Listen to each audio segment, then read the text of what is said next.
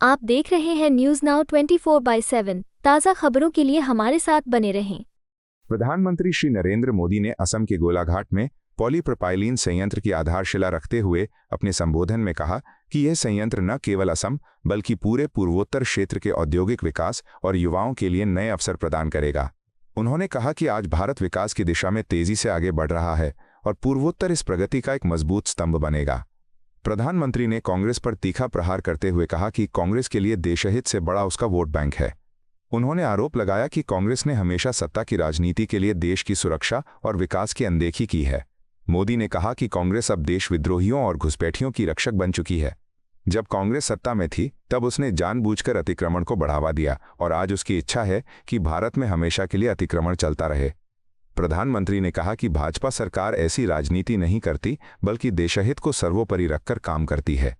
उन्होंने भरोसा दिलाया कि पूर्वोत्तर के विकास और सीमाओं की सुरक्षा के लिए केंद्र सरकार पूरी तरह प्रतिबद्ध है और कांग्रेस की नकारात्मक राजनीति को जनता कभी स्वीकार नहीं करेगी। कांग्रेस के लिए अपने वोट बैंक का हित ही सबसे बड़ा है। कांग्रेस देश हित की कभी परवाह नहीं करती। आज कांग्रेस देश विरोधियों की, घुसपैठियों की भी बहुत बड़ी रक्षक बन चुकी है। कांग्रेस जब सत्ता में थी तो घुसपैठ को बढ़ावा देती थी। आज कांग्रेस चाहती है कि घुसपैठिए हमेशा के लिए भारत में बस जाए और भारत का भविष्य घुसपैठिए तय करे।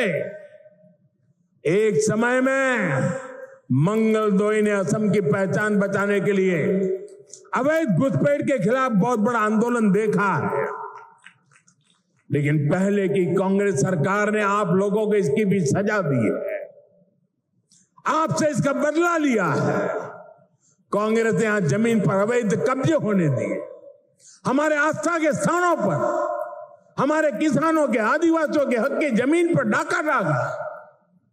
बीजेपी एनडीए सरकार बनने के बाद अब उन स्थितियों को बदला जा रहा है।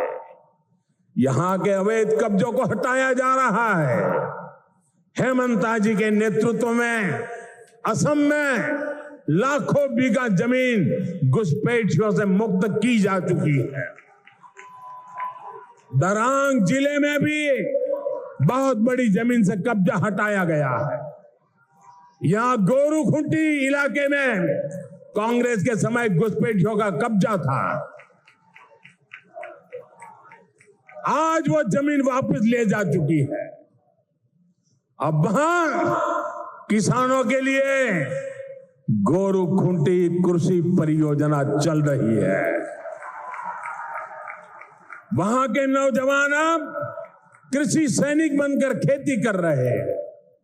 सरसों, मक्का, उड़द, तिल, कद्दू सब कुछ वही उग रहा है। यानी जो जमीन कभी घुसपैठियों के कब्जे में थी, आज वही जमीन असम के कृषि विकास का नया केंद्र बन गई है। आपको यह वीडियो पसंद आया हो तो इसे लाइक करें, हमारे चैनल को सब्सक्राइब करें।